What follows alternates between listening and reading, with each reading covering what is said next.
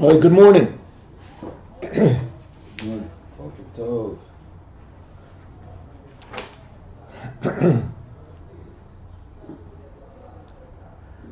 So we're now talking about how every human being, especially here we're talking about every Jew, is a temple, a holy temple. Holy temple. Really, the word temple is not really proper. It should be called the holy house. Beit HaMikdash. It's called the holy house. And the idea is to take a house, a regular house, and to make it holy. What is holy? Holy means something that's unfathomable, out of the world and in the world. Holy only relates to things that are in the world. You say, this is a holy house, this is a holy tree, this is a holy holy item. Tefillin are holy. It has to be a physical thing. It's holy. That's why the word holy means that it's like untouchable. It's unique. It's unique because it's two things at the same time. It's not just spiritual and it's not just physical. It's physical and spiritual. That's why it's incomprehensible. It's holy. A holy thing. It's wallet, a holy wallet. What does it mean, holy wallet? Something special about this wallet. What makes it holy, this wallet?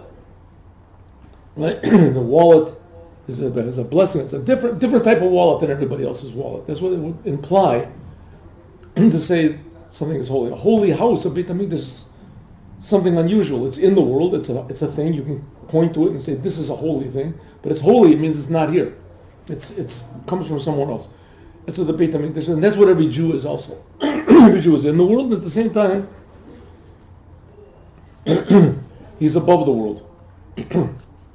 It's a power that unites the spiritual with the physical. That power is called Kodesh. So it's both above the spiritual and the physical. Or in simple English, it's godly. It's godly, the Creator. The Creator is revealed in the creation. The spiritual worlds are part of the creation. It's part of the creation. So how can we bring it into the world? It says by doing exactly what the Creator wants us to do, is we reveal the truth. That really the spiritual and the physical are all creations, and God is creating it all, and God is good, and everything in the world is good.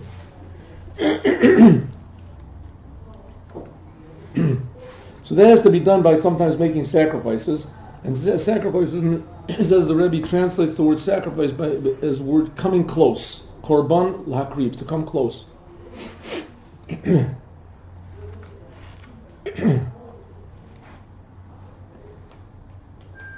So by coming close to we want to come close to the creation, to the Creator, and the reason of creation.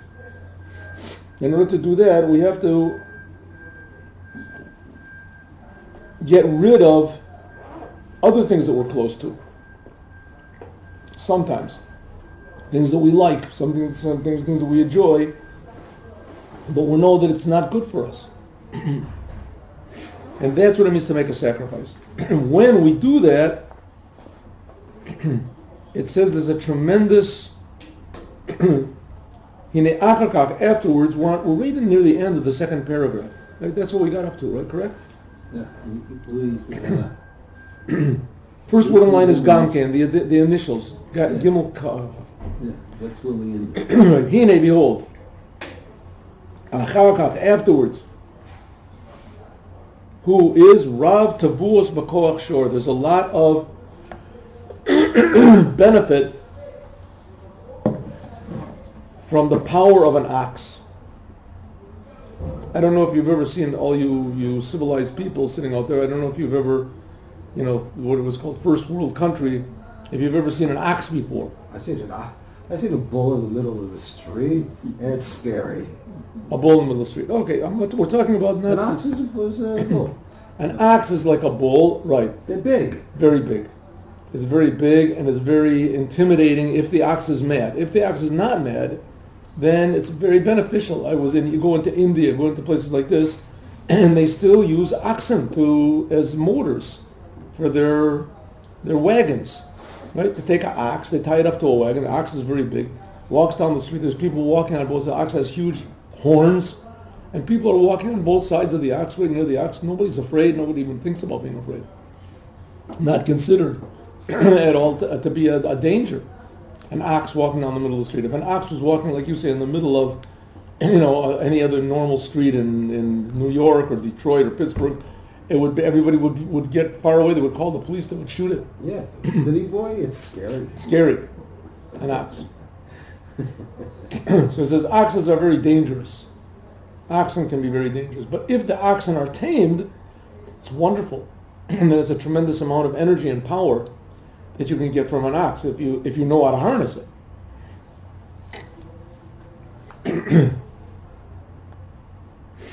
Shemitapech mibahamiuto, that it transforms from being an animal, ba'olav and nichlal, and it goes up and is included barish ve'esh, in the flaming fire.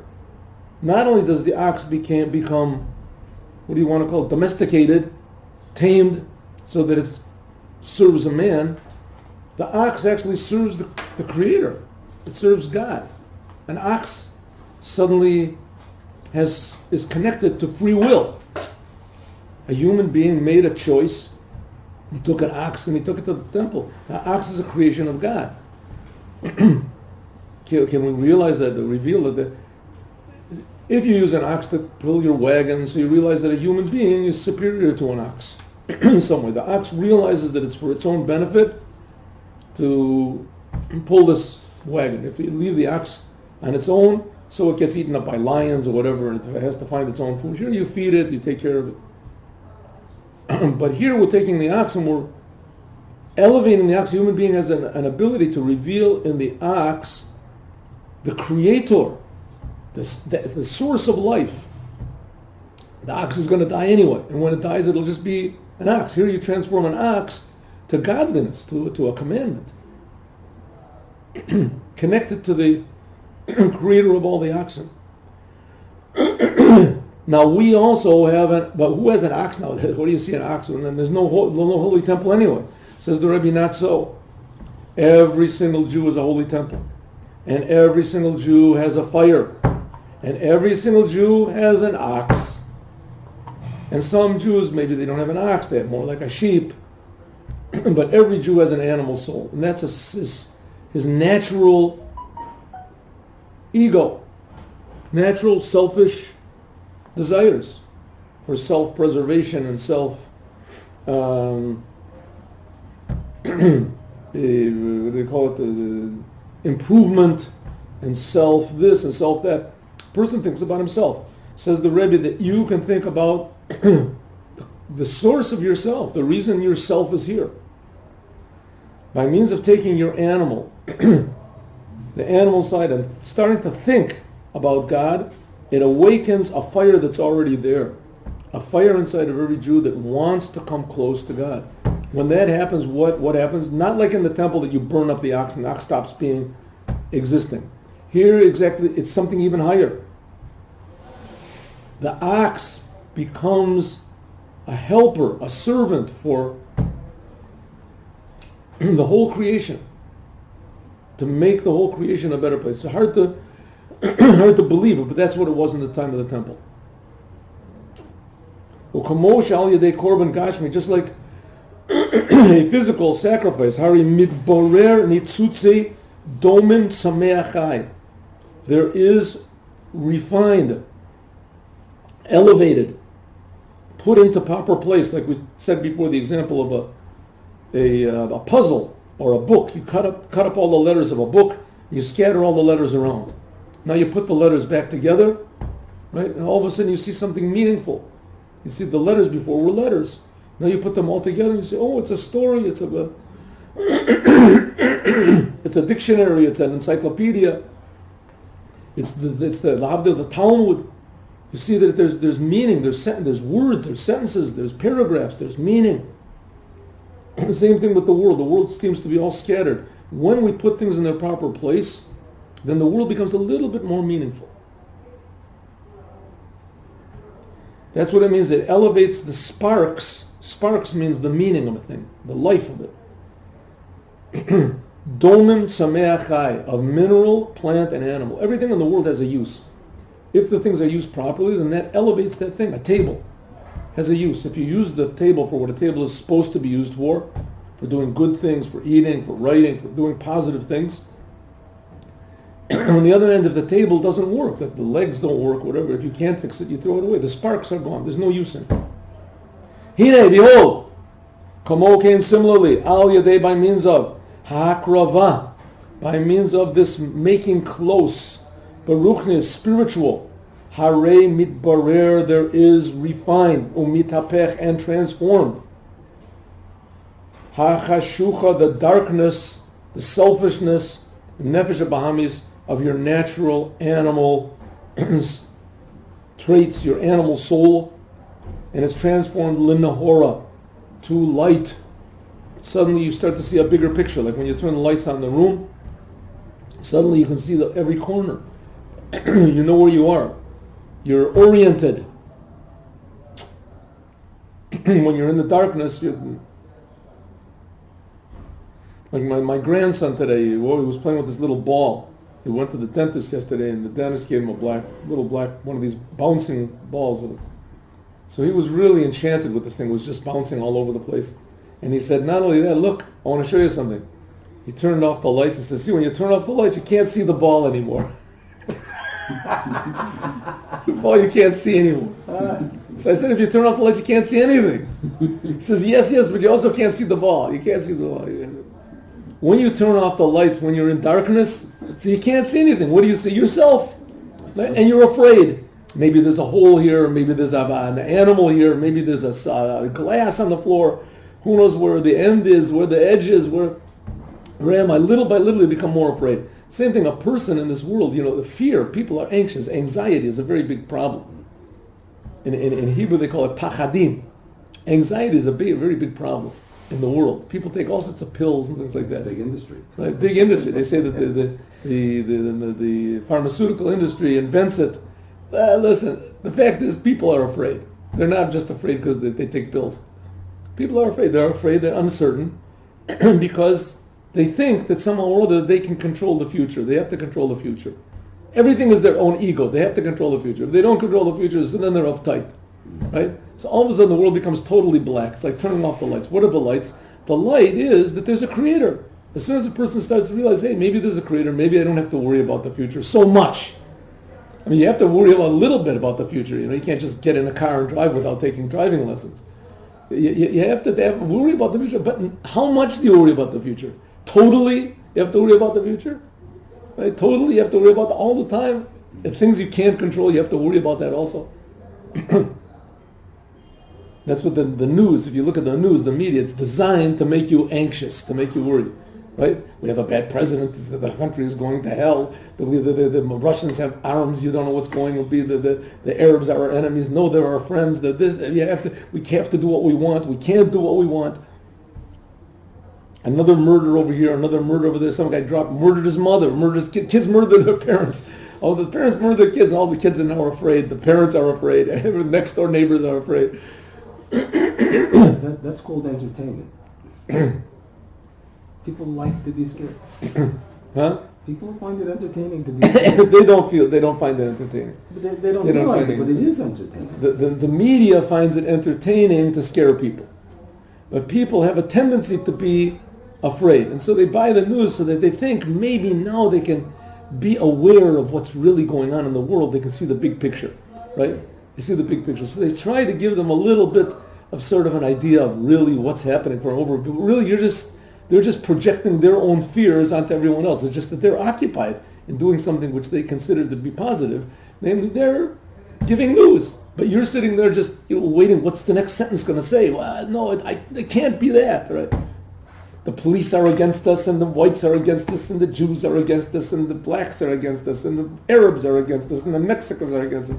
The Trump is against us, and the press is against us. Everyone's against us. Everybody is against me, my wife is against me, my children. What's going to be? I'm uncertain about everything. So listen, I have an idea for you. Listen, stop thinking about yourself all the time.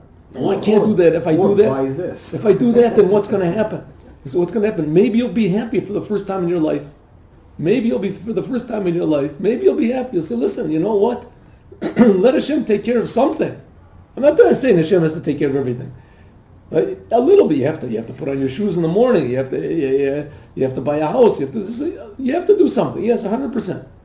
100%. But the question is how much, right? Don't think you're God. Don't think that you're God. You make the whole thing up. It's you. You're the one. You write the Bible. There's no law. You just make up your own law. It's kind of interesting. That's called darkness. That's called darkness. You were just saying that the news, it gets you all anxious and everything, and then they turn around and they're advertising things for you to buy, and those things, by buying these objects, these things that you really don't need, it's sort of like the drug to sort of calm you down. Sure, you'll feel good. You feel good, sure. They show everybody's smiling, everybody's got this smile on their faces and smiling, their teeth smile, and everybody's smiling, everybody's shining. I got this thing from AliExpress. Shining and smiling and have more. Bezeu, that's what it means, Asali Migdash. Means make me a holy temple, a holy house.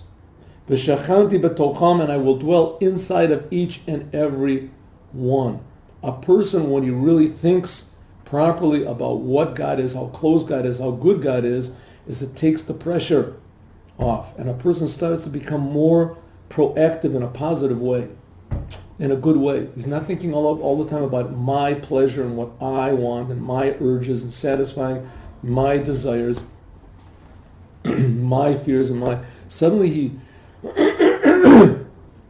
realizes that there's really a Creator, and the Creator loves me. And the Creator wants me to make proper decisions. And the Creator puts in front of me a lot of challenges. And the more you realize this, then every moment becomes a challenge to do good things. Not a challenge to fight the enemy, and the enemy is coming from all sides. But to be positive all the time. And not let things destroy my positivity. But on the other hand, you have to know what to do. So therefore, there is a thing called friends. Friends, you take friends, you have advisors, try to find good friends. Ask people what to do. There's rabbis. Ask the rabbi what he thinks. There's books. You can learn. And then you start to understand how to make proper choices in life. There's books of the Rebbe. Sichos, Igros Kodesh, holy letters that the Rebbe wrote to people. How many other 29 volumes already, maybe more, of just letters that the Rebbe wrote from people to people in like the first 20 years or something like that of his 40-year leadership of Chabad. And people, he gives advice to people on every single thing, making operations to go into business. But there's general principles that are involved there that are quite amazing. That there are sometimes people experts in their fields, and they ask the Rebbe questions, and the Rebbe tells them not to do what they think, to do something else, to wait, to go here, to do this, to ask someone else to find. So we see that sometimes that it really pays to take advice. Take advice. It says you should take advice from everyone, and in the end, make your own decision. But we're talking over here about, let us take advice from the Rebbe, first of all. You should know who we are. We have to know what the tools are. Every Jew is a holy temple. Every Jew has a fire, a desire to be close to God. Every Jew has an animal. Every Jew has intelligence. You have to use our intelligence to connect the animal to the Creator, to this desire to be close to the Creator. How do we do it? Not an easy process. It's not 1, 2, 3. You don't do something and all of a sudden you're enlightened. You're there. It's a constant process that a person has to work on all the time. But when a person does so, then he is happy. That's what's called this tremendous power from the ox. That's what it means. And what does positive mean? What does it mean to be happy? What does it mean to be positive? That the world doesn't get you down. How do you say? You take it easy. You take things easy. What, be worried? That's good. That's overdoing it. You understand? That's overdoing it. If you're doing it from the right point of view. That's like we Jewish say. point of view. That's like say, like getting into the car and driving without taking lessons. Right? What me worry? What I should care? Let God take care of it. Right? God says if you're going to be a fool, then you have to take the results. What do you want to drive? If, let's say, in order, the only way you can save a town or save someone is to drive somewhere, you have to drive, and you don't know how to drive, there's no chance, then maybe God will do a miracle for you. Then maybe God, you have no choice, right? No choice, then maybe there'll be a miracle. Could be, right? But if there's someone else that can drive, why should say, no, I'm gonna drive, right? You don't know how. Yeah, but I'm a religious Jew. God is on my side. It doesn't work that way. At least it hasn't up to now. The main thing is to bring to self-transformation. When there is controlled sitra achra, the feeling of selfishness, when there is controlled sitra achra, the feeling that I am separate from God, when that feeling that I am separate when that is controlled, estalik, there is spreads out yakor the Kodesh Baruch Hu, the glory of Hashem b'kula olim in all the worlds. Because when a person has one of these egotistical feelings of lust, anger, depression, confusion, and he controls it, he says, I'm not going to be angry. I'm not going to be angry. It's a bad thing to be angry. I'm going to let God take care of this. Maybe I'm wrong. Maybe the other person is right. Maybe I don't understand the situation. In any case, getting angry is not the answer. It might be the answer in the mafia movies, but it's not the answer for me. Getting depressed is not going to help anything. It's just going to bring to worse and worse, lower thoughts. I'm not going to do it. But I've got a million reasons to be depressed. Good, but a Jew is supposed to be positive, not to let the world control me. There's some things that can make you sad. There's some things that make you depressed also, but a short amount of time. A minute, an hour. And even then that's too much. That's a natural thing. You can get angry, right? It's not a good thing to get angry, but you get angry. So you say, okay, I get angry, it's all right, accept it. I'm angry. That's enough. Right? I'm not the boss. I'm not the king of the universe. When a person does those simple things, it says the glory of Hashem spreads out through all the worlds. We have no idea what benefit this makes to the world, what type of world it would be if we didn't do those things. Bechinat ha'or v'agila, the level of light and revelation, shehu bechinat soviv ka'omin, which is surrounding all the worlds. This is a light of godliness, which is called Kedusha, holiness. It's out of the world and it's in the world at the same time, like it was in the Holy Temple. You know that in the Holy Temple, there was in the Holy of Holies, the holiest thing in the Holy of Holies was the tablets. The tablets that Moshe got from Mount Sinai. It was in an ark, in an aron. And it says this aron was, you couldn't measure it. It wasn't measurable. It was exactly, the room was 20 amos big, and the ark was 2.5 amos long. And when it was measured from one side of the ark to the wall, once a year they would lower somebody down to clean the place. I guess you would clean it with a long broom, whatever. But if you measured from one end of the ark to the wall, it was 10 amos. The other end of the ark to the wall, it was 10 amos. And the ark itself was 2.5 amos, and the room was 20 amos. So what happened to the 2.5 amos? So it says it was Eino Min Hamida. It was there, and it wasn't there. And that's the same thing as what the word holy means. It means something that's there, you can point to it and say, but this thing is holy. It's not in the world. It's out of the world thing. It's a holy thing. That's the whole temple was that way, and that's really what the whole world is. That's the idea of the Jewish people, to show that the whole world, on one hand, it's here, but on the other hand, it's a big miracle. It's really unlimited. That God is creating everything brand new every instant.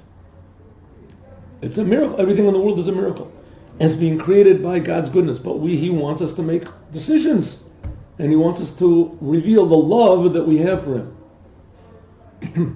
Kitzer, Yavoyer, we explained the union of the korbanos, the union of what is this, the whole topic of what is the sacrifices, the avodas adam in the service of man. Ki, Yakriv, a man, when he sacrifices, that it has to be mikem, it has to be from you.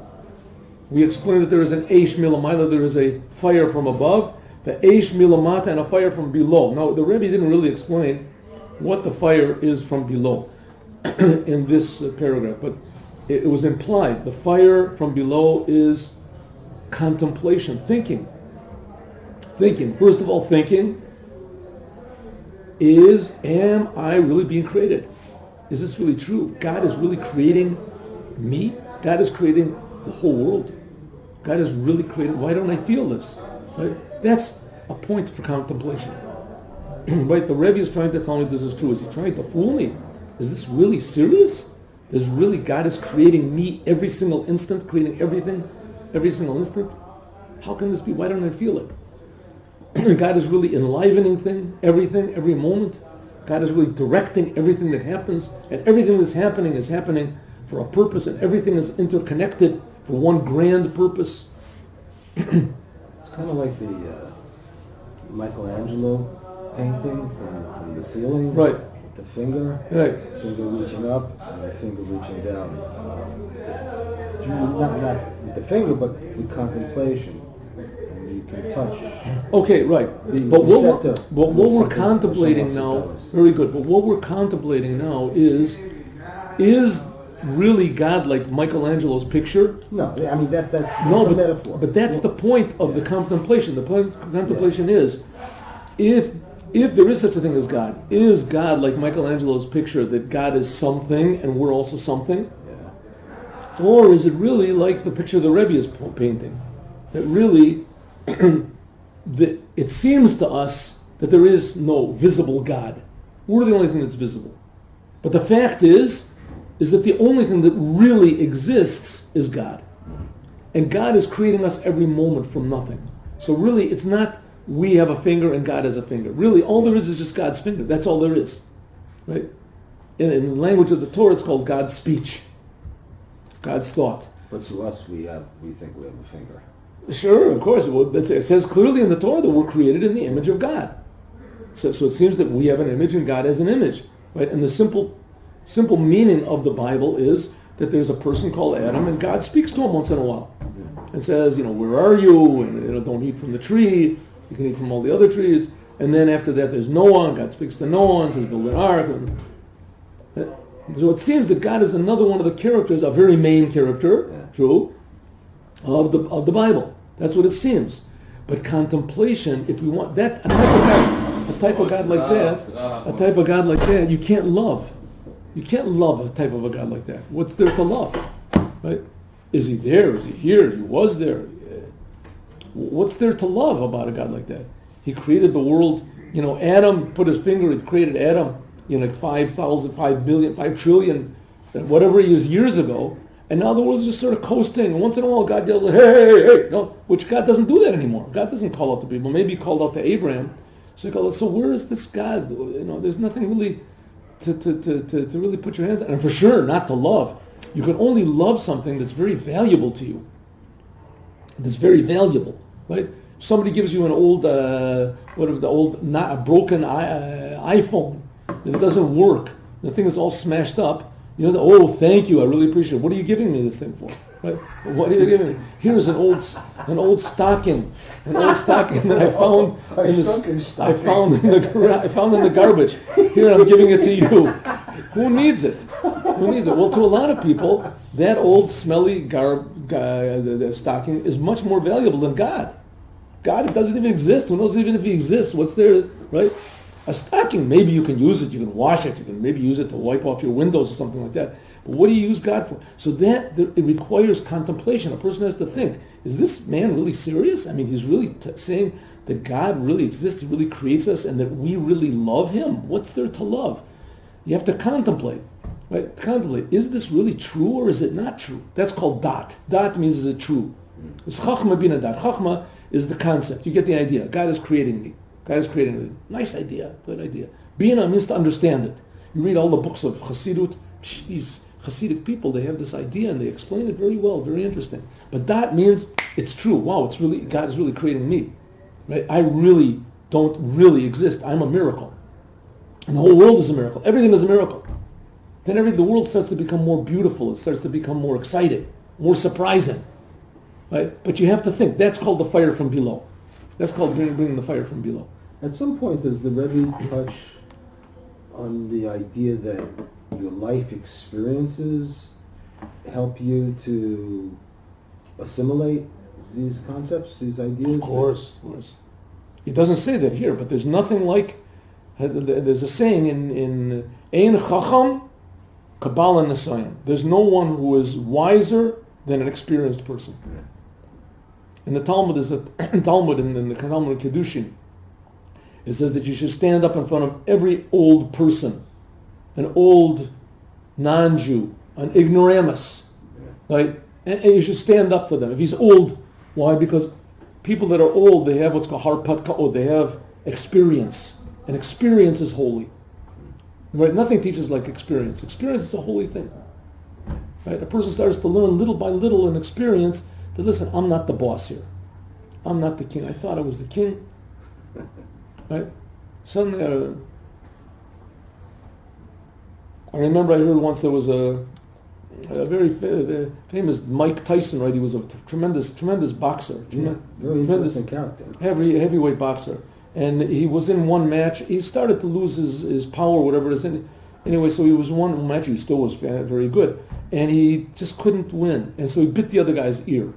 He bit the other guy's ear a couple times. And it was a big disgrace. It was televised. And they asked him, he said, listen, I was good at boxing and everything like that, but I realized that I could control everybody, I could beat everybody. I couldn't beat myself. I have to work on myself.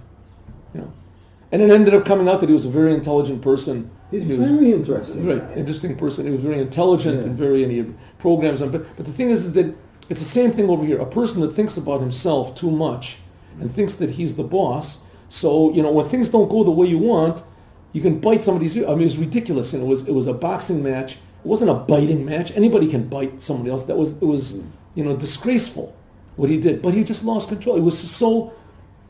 How do you say? He was desperate. The man was desperate, and that's what happens to us also. That's what happens to us. You get all confused.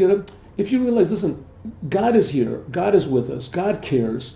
You can pray to God. God will answer your prayers. You can actually affect God's will by praying, right? And God cares about you. God cares about each and every one of His creations, Jew, non-Jew, even animals, right? But God cares about all the Racham Abel Kol Masad.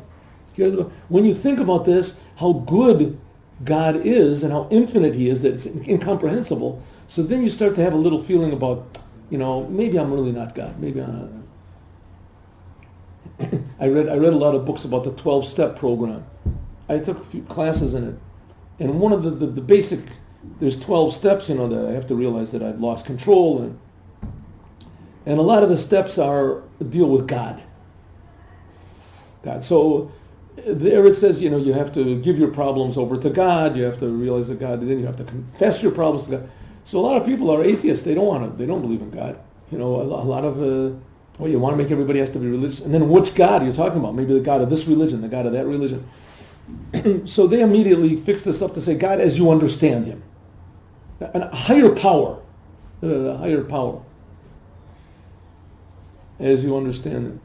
So there was one person, I read some books that was by this by Abram Tursky. He's a big expert in this 12-step program. Yeah. So he said there was one person that he was a sworn atheist, and he tried to do the 12-step program, and he refused to admit that there was God, and he refused to give himself over to God, and he refused to this.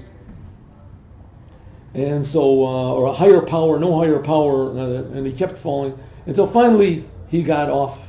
Right, he was off, like it was clean for 5 years, 10 years. And they asked him what to see. You started to believe in God? He said, no, I don't believe in God.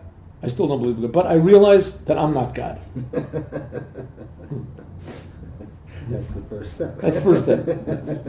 I mean, I'm not calling the shots over here, right? Something bad happens to me, it's not like something bad happened to the universe.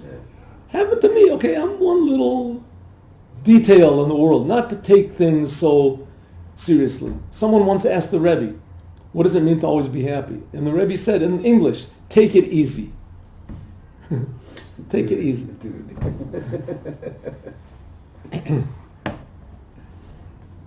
Ubazei Yuvan, and this we can understand that we're in the third chapter. Why don't we cut it here? Okay, cut it. Maybe Yeah. another tape. That was a little bit long, 45 minutes.